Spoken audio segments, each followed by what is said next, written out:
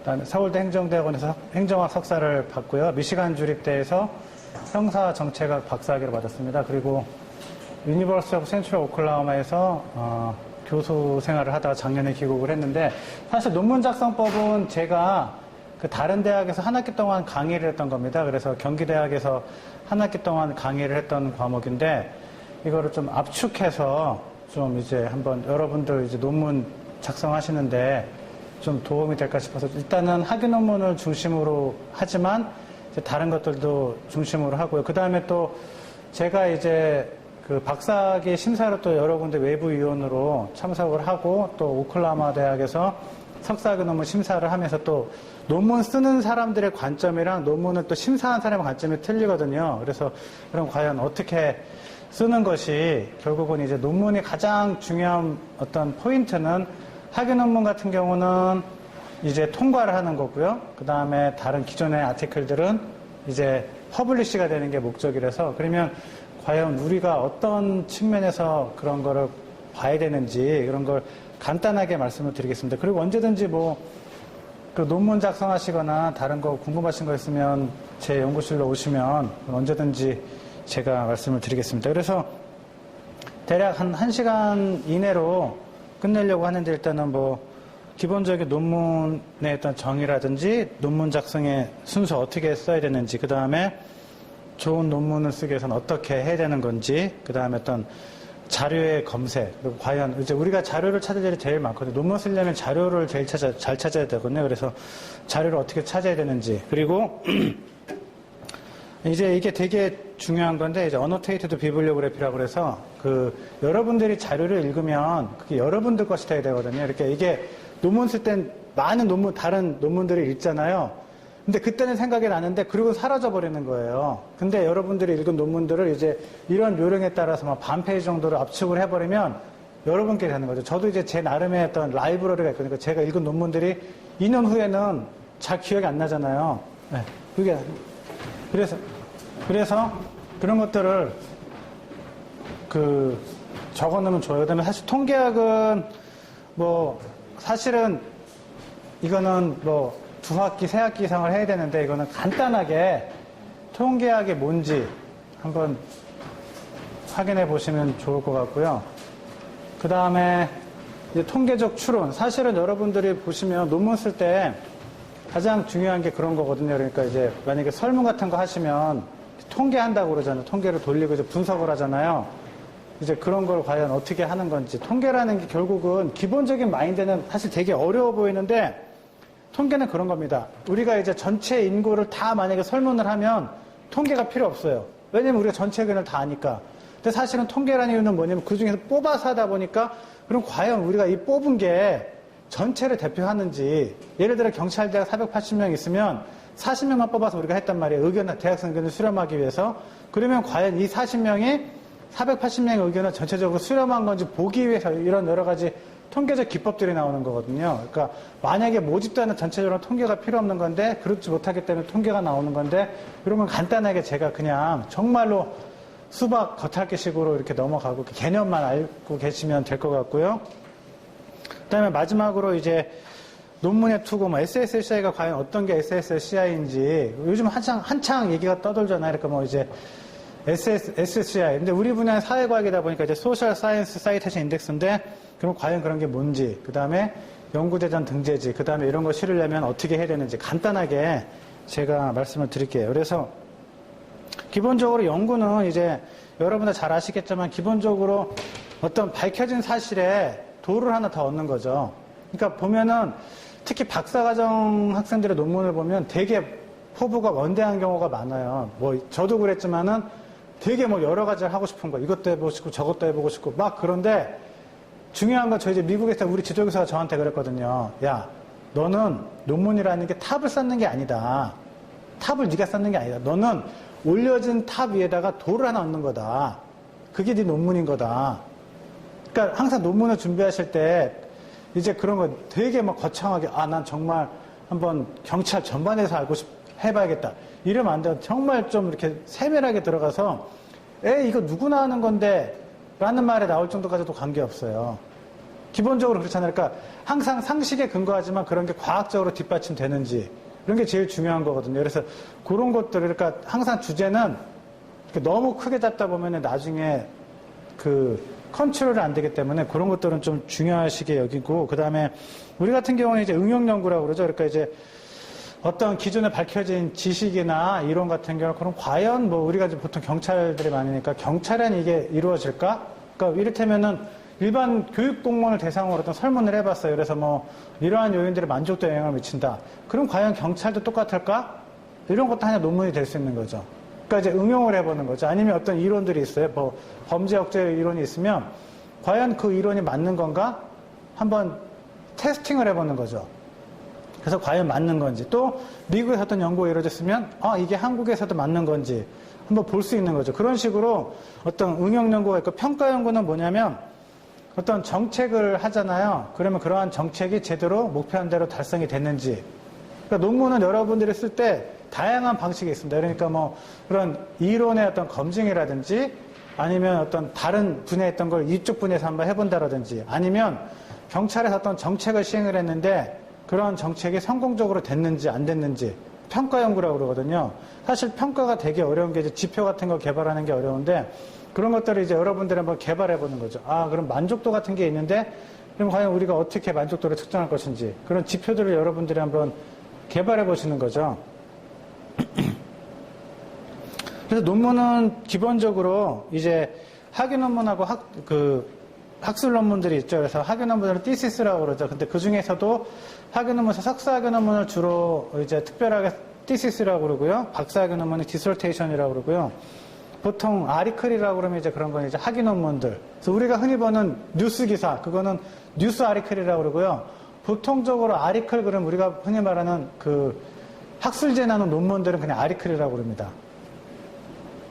그래서 논문은 기본적으로 논리적이어야 되죠. 그러니까 기본적으로 어떤 사고의 흐름이 다 이제 논리적으로 전개가 돼야 되고, 그 다음에 객관적으로. 그러니까 항상 논문에서 놓치기 쉬운 게 뭐냐면 내 생각, 내 경험에 비춰서 얘기하는 거. 그런 것들은 편견이 개입될 수 있기 때문에 가급적이면 제3자의 시각에서 보는 거거든요. 그러니까 논문 쓸 때도 내가 뭘 했다 이렇게 쓰는 게 아니거든요. 뭐에 의해서 밝혀졌다 이런 식으로. 영어 논문도 그렇거든요.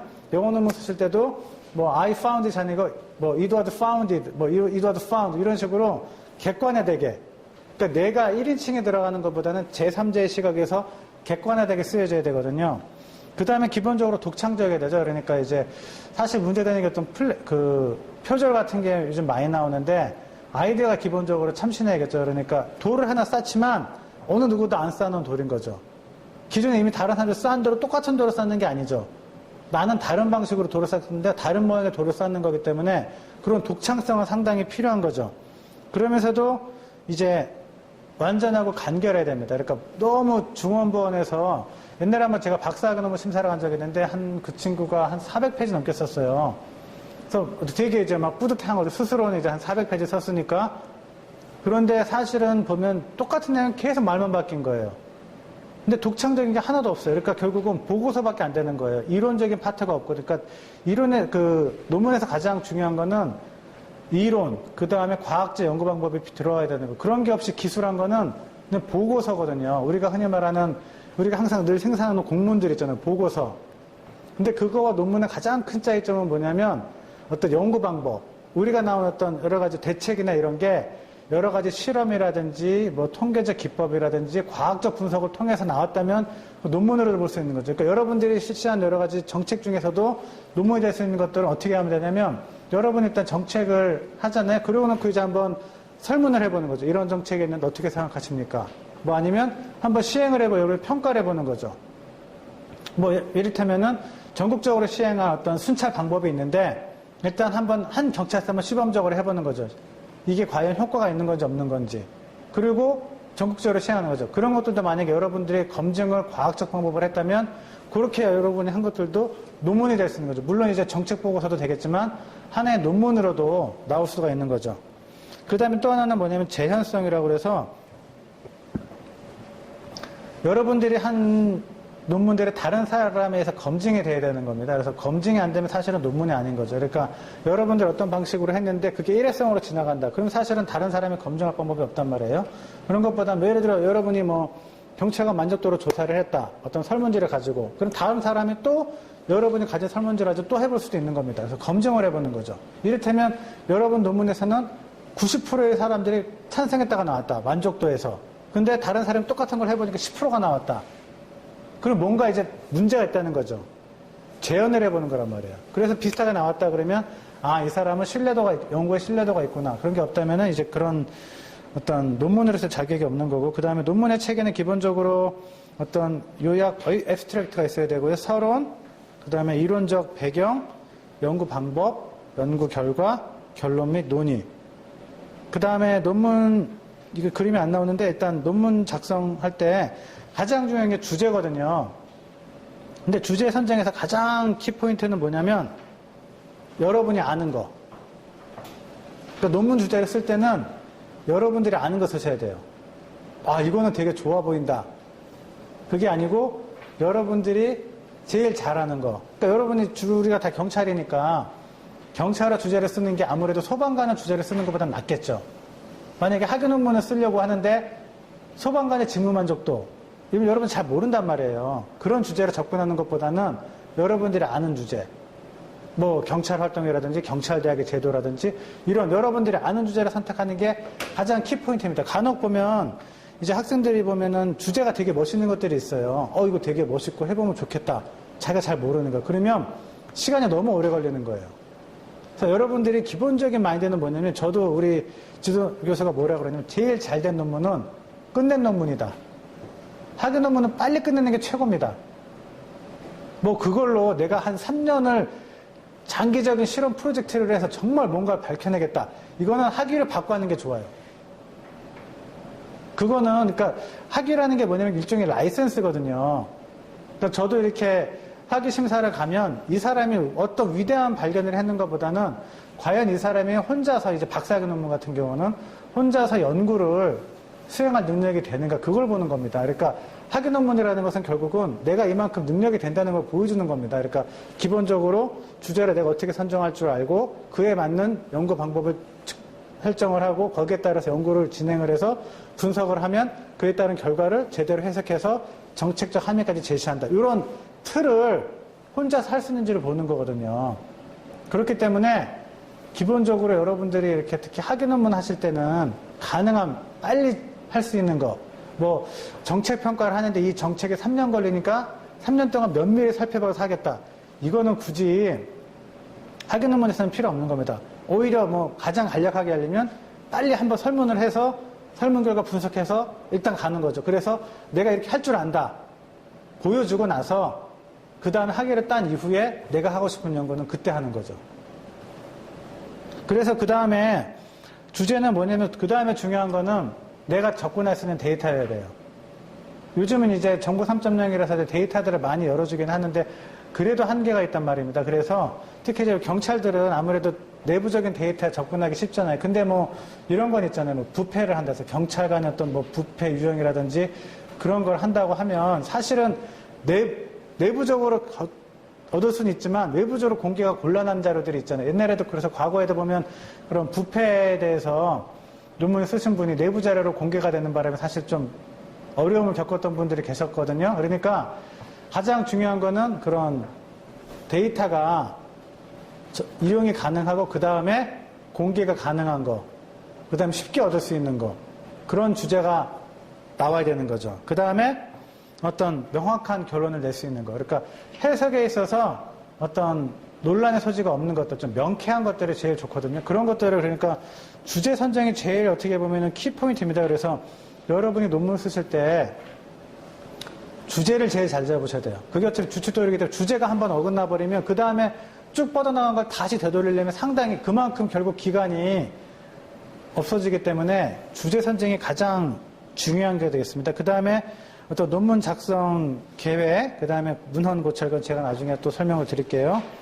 그 다음에 어떤 자료의 수집 같은 거, 어떤 그런 것들이 필요하고, 그 다음에 자료의 평가 같은 게 중요한데, 보면 이제 참고문헌에서 이제 주로 보면 이제 학술 연구재단 등재제 주로 하시는 게 좋고요. 그 다음에 SSCI 논문들, 그 영어 논문이 사실 여러분들이 어렵잖아. 영어 논문 읽기가 부담되고. 그럴 때는,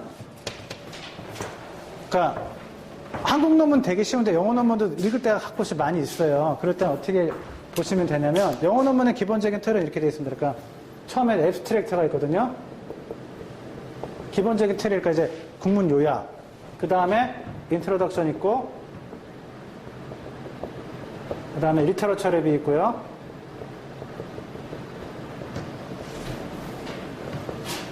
그 다음에 메서덜러지, 파인딩,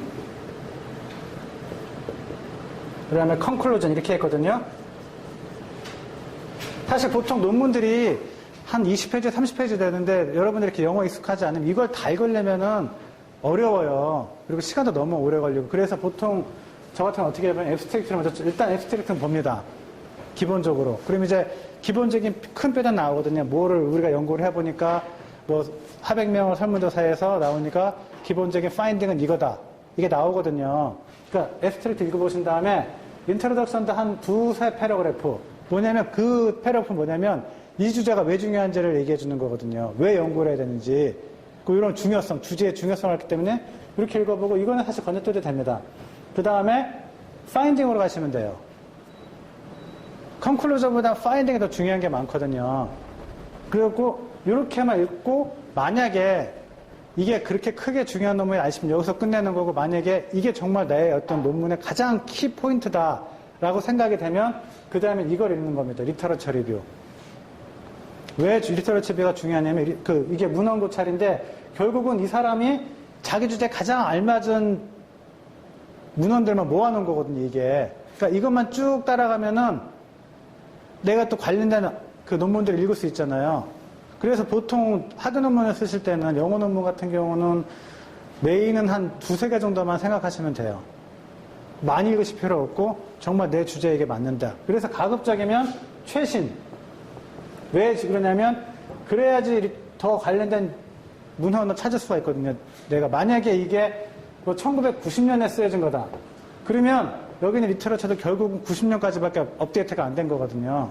가급적이면 최근에 2000년도, 그러니까 2010년 이후에 쓰여진 논문들을 찾으면 보다 많은. 그리고 보통 리터러처 리뷰 할 때 보면은 기본적인 아티클들이 있어요. 베이직 아티클. 그러니까 우리 쉽게 말하면 뼈대가 된 아티클들이 있거든요. 그런 것들을 가르쳐 주기 때문에 영어 논문 읽을 때는 이런 식으로 읽으시면 아마 좀 시간이 세이브가 될 겁니다. 그래서 그런 식으로 좀 하셔야지 영어 논문을 이제 저는 수업할 때 영어 논문을 읽으라고 그러거든요. 그러면 이제 처음부터 이걸 다 읽으면 너무 오래 걸리고 또 무슨 내용인지 나중에는 몰라요. 그렇기 때문에 이런 식으로 이렇게 뭐 띄엄띄엄 읽어도 사실은 키포인트만 읽으면 그런 기본적인 건 할 수가 있을 겁니다. 그 다음에 어떤 자료의 편성이나 뭐 분석, 결론 도출. 그래갖고 논문 시작 단계는 가장 기본적인 게 뭐냐면, 그러니까 이제 리서치 퀘스천이죠. 과연 내가 뭘 알고 싶은 건가? 한 문장으로 딱 하는 겁니다. 또 제 학위 논문은 뭐였냐면 이제 지역사회 경찰, 그러니까 경찰관의 지역사회 경찰 활동에 대한 태도에 영향을 미치는 요인을, 그러니까 뭐냐면 그거죠. 지역사회 경찰 활동에 대해서 경찰관들이 여러 가지 태도를 있잖아요. 그러니까 어떤 사람은 찬성하는 사람, 반대하는 사람, 적극적으로 임하는 사람, 소극적으로 임하는 사람이 있는데, 그럼 과연 그 사람이 그렇게 갖는 태도는 어떠한 요인들이 그렇게 그 사람들이 그런 인식을 하게 됐는지, 나는 이제 커뮤니티 폴리싱을 되게 이제 뭐 지지한다. 그럼 왜 그 사람은 그런 생각을 가지게 됐는지, 어떠한 요인들이 과연 그 사람이 그런 생각을 가지게 됐는지, 제 그 연구 그 리서치 퀘스천은 바로 그거였거든요. 그러니까 여러분이 학위 논문 쓸 때 딱 그러니까 리서치 퀘스천이 있는 거죠. 내가 뭘 알고 싶은 건지. 그러니까 한 문장으로 정리해야 돼요. 과연 난 뭘 알고 싶은 건지. 거기서부터 출발하는 거거든요. 그러니까 이제 기본적으로 여러분 리서치 퀘스천. 난 정말 뭘 알고 싶은 건가. 그 다음에 맥락은 뭐냐면 이제 어떤 해석을 설명을 할 때 그런 여러 가지 이제 과연 우리가 그런 결과들을 어떻게 해석을 해야 되는지 뭐 그런 거를 보는 거고요.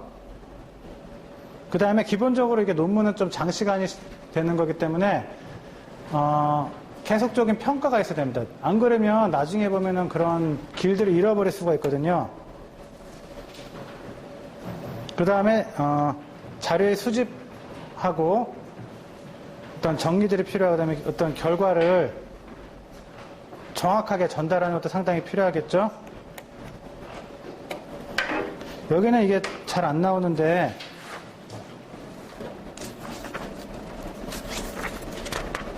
우리 경찰대 도서관 아이디는 다 있으시죠? 이게 자료 검색을 할 때 상당히 좋거든요. 그래서 우리 도서관 사이트를 가보시면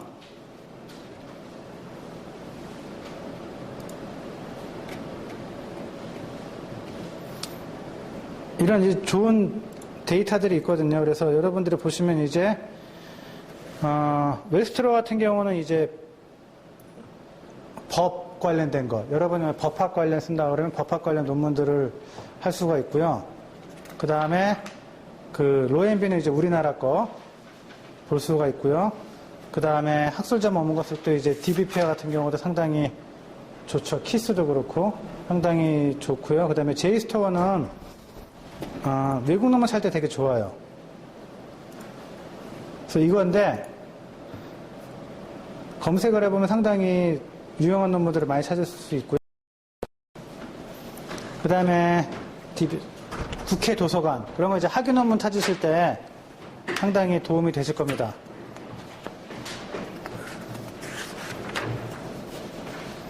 그리고 이제 구글 스칼라 같은 경우도 되게 좋거든요. 이제 뭐냐면 뭐 예를 들어 직무 만족을 하겠다. 경찰관에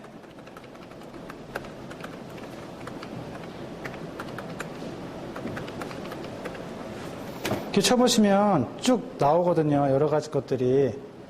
이제 주의건 학위 논문, 그러니까 scala.google.co.kr이에요.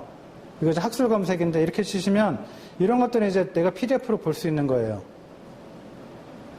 왜냐면 우리 학교가 그래도 몇 군데 협약을 해놨기 때문에 집에서 찾는 것보다는 학교 컴퓨터로 찾으면 좀 더 많은 것들을 찾을 수 있거든요. 그럼 이런 PDF된 폼으로 아티클을 볼 수 있는 거죠. 보통은 만약에 그렇지 않고 여러분들이 그거를 개인적으로 사면 기본적으로 20불에서 30불 들어가거든요. 그러니까 간혹 보면 그런 거 사시는 분들이 계시더라고요. 20, 30. 왜냐면 논문이 정말 그러니까 앱스트랙트를 보니까 정말 나랑 맞는 거예요. 근데 그럴 때는 그런 것보다는 도서관에 요청을 하시면 도서관은 또 다른 도서관에 협약이 돼 있기 때문에 구해줄 수 있을 겁니다. 그래서 굳이 그거를 논문을 돈 주고 사시기엔 너무 아깝잖아요. 그래서 이렇게 찾아보시면 되고요.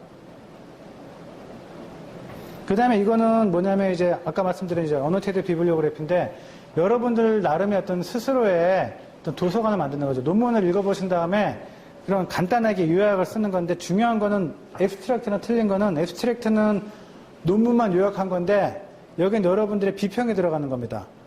그러니까 여러분이 읽으면서 이 논문 읽어보니까 이거는 좋은데 이건 좀 약간 단점이 있다. 여러분의 평을 써놓는 거예요. 그러니까 뭐 예를 들어 경차가 지문학적에 만족되는 논문을 읽었다. 그러면 저자가 누구고 저널명이 뭐고 제목이 뭐고 몇 년도에 퍼블리시된 거다. 다 써놓는다면 기본적인 정보 써놓고 주요 내용은 이거다. 그리고 내 평가를 나름 써놓는 거죠. 보니까 이렇게 발견이 있었는데 뭐 샘플이 작다라든지 아니면 샘플이 너무 치우쳐졌다. 그 다음에 어떤 발견된 것들이 연관성이 별로 없다. 그리고 뭐 대신 이거의 장점은 보니까 최신 설문지를 응용한 거다. 뭐 이런 식으로 평가를 해놓으면 나중에 여러분들이 그걸 뭐 축적이 되면 그게 여러분들의 보물창고가 되는 겁니다. 그러면 그 논문을 안 읽어봐도 나중에 여러분들이 그런 걸 막 리터러처를 쓸 때도 다 쓸 수 있는 거예요. 이미 평가까지 이미 여러분들이 했기 때문에. 그리고 이게 읽고 나서 한 1년이나 2년 지나면 잊어버리잖아요. 그리고 있는지도 모르고. 그럴 때 여러분들이 하나의 어떤 다른 조그만 책자나 아니면 메모장으로 때 관계없습니다. 그렇게 해서 하나 만들어 놓고 쓰면 하나의 도서관이 여러분 손 안에 있는 거죠. 안 그러면 이런 논문들을 다 출력해서 다 꼽아내면 얼마나 많겠어요. 근데 그런 것들을 정말 하나의 책으로.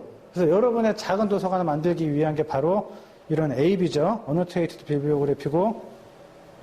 통계학은 뭐 이제 사실 뭐 여기서 다루기에는 조금은 뭐 어렵고, 그 다음에 이제 모집단하고 표본, 이런 것들을 이제 간단하게 파퓰레이션이고요. 이제 샘플링, 하는 거. 그 다음에 이런 건 아셔야 돼요. 명목 자료는 숫자로 이제 할 수 없는 거. 예를 들어 남성과 여성.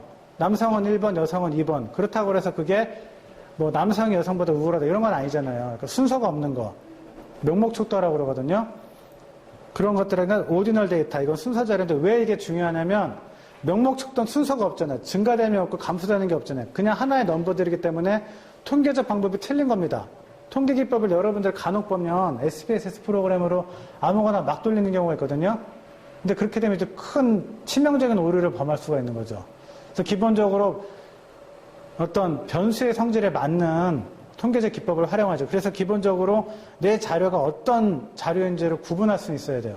명목 자료인지 순서 자료인지 그 중에서도 뭐 비율인지 아닌지 뭐 이런 것들을 구분해야지만 나중에 여러분들이 통계적을 쓸 수 있죠. 그 다음에 양적, 질적 이런 건 아시겠고 그 다음에 통계적 추론하고 뭐 그 다음에 확률 표본 그 다음에 샘플링을 하는데 이제 우리가 아까 말씀드린 것처럼 모집단은 모르잖아요. 그랬을 때 가장 중요한 건 뭐냐면 과연 그러면 이 모집 그러니까 내 샘플이 어떤 전체 인구를 반영하고 있는 건지 이런 거죠.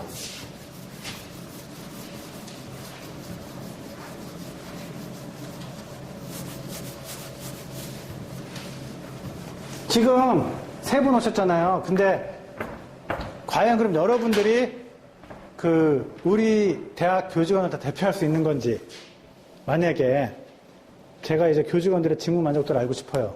그래서 여러분 3명을 고른 거예요. 랜덤하게. 그러니까 랜덤 샘플링이 뭐냐면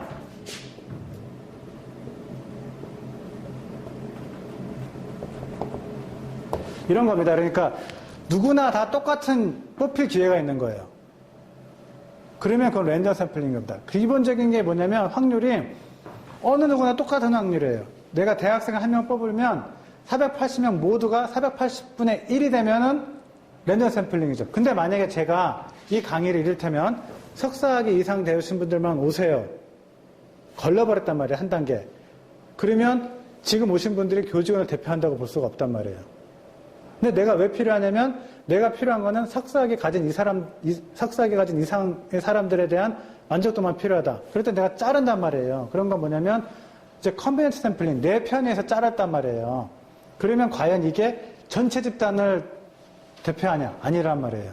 그래서 기본적으로 랜덤 샘플링이 가장 중요한 얘기거든요. 그래야지만 여러분 나중에 설문조사 할 때도 그게 제일 필요한 거거든요. 그러니까 이를테면 이런 겁니다. 여러분이 이제 경찰관 대상으로 설문을 하는데 우리 대학이나 아니면 경찰 교육원에 온 사람들만 대상으로 했다고 쳐요. 만약에 좀 우리 학교에 교육과정이 뭐 6개가 있다. 6개 과정이 있는데 그 중에서 여러분이 한 과정을 택했다.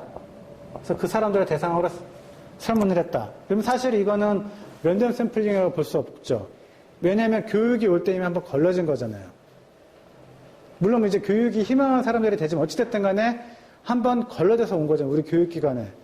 그렇기 때문에 만약에 교육기관에 있는 경찰관들을 대상으로, 그러니까 교육 온 사람들을 대상으로 설문을 한다면 전국적인 샘플은 되겠죠. 전국 각지에서 왔으니까.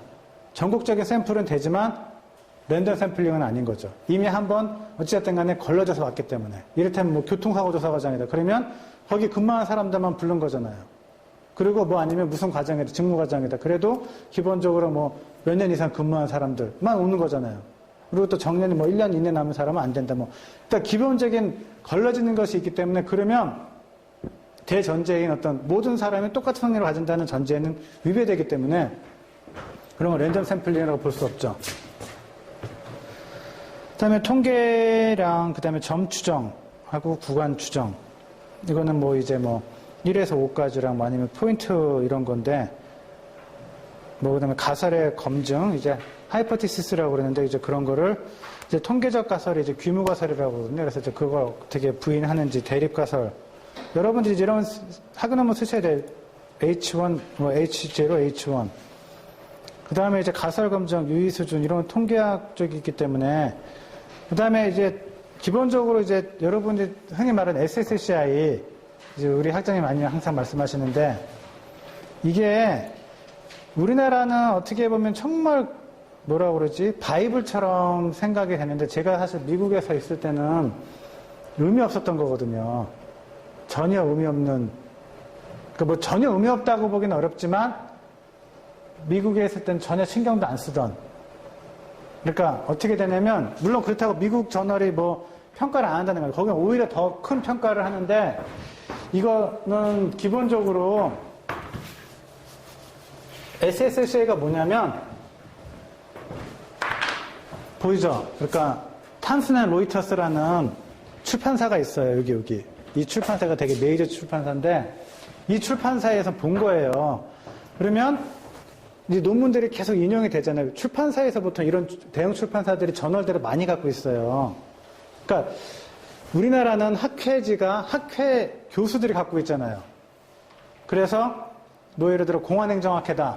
그럼 공안행정학회가 자기 저널을 갖고 공안행정학회부라는 저널을 갖고 있고 어떤 원고 투고료로부터 원고료를 받아서 발간을 하는 거잖아요. 그런 시스템인데 미국은 어떻게 되냐면 학회 자체가 일단 2개밖에 없어요. 제가 이제 이쪽 경찰 쪽엔 딱 2개밖에 없어요. 학회가. 그리고 학회는 학회지가 없고 모든 저널들은 출판사에서 관리가 돼요. 이런 대형 출판사, 세이지나 이런 데서. 그래서 이 출판사에서 저널을 출판하는 겁니다. 대신이니까 한국은 보면 여러분들이 학회지를 낼 때 보면 한 3, 40만원씩 내잖아요. 등재료로. 근데 여기는 무료예요. 대신 이 사람들이 판매를 하는 겁니다. 그래서 탐슨 로이터에서 뭘 했냐면 이제 보다 보니까 자기 저널도 되게 많고 다른 출판사는 저널들이 많은데 그러면 과연 이러한 아티클들이 다른 아티클에서 어떻게 인용되는지 보고 싶단 말이에요. 근데 그렇다고 모든 저널들을 할 수는 없다. 너무 많기 때문에. 자기 나름대로 추린 겁니다. 그냥. 그러니까 물론 여기에 들어간 논문들이 대부분 좋지만 여기에 안 들어가서도 좋은 논문들이 꽤 많이 있어요. 왜냐면 그러면 출판사가 어떤 계약 관계라든지 아니면 카피라이트를 막았다라든지 블록을 했다. 야, 우리 건 찾지 마. 싫어. 블록을 할 수도 있는 거거든요. 그럼 얘네 짓에 못 들어가는 거예요. 그리고 얘네 짓에 들어갔다고 다 좋은 저널은 아니거든요. 그래서 미국 같은 경우는 이제 1, 2, 3단계로 나눠서 자기 나름대로 있어요. 우리나라처럼 SSCI는 그게 아니고 뭐 티어 1 이제 제일 좋은 저널 6개 정도, 그 다음 저널 한 10개, 그 다음 3단계는 뭐 몇 개 이런 식으로 나눴지. 근데 그 중에서 제일 좋은 저널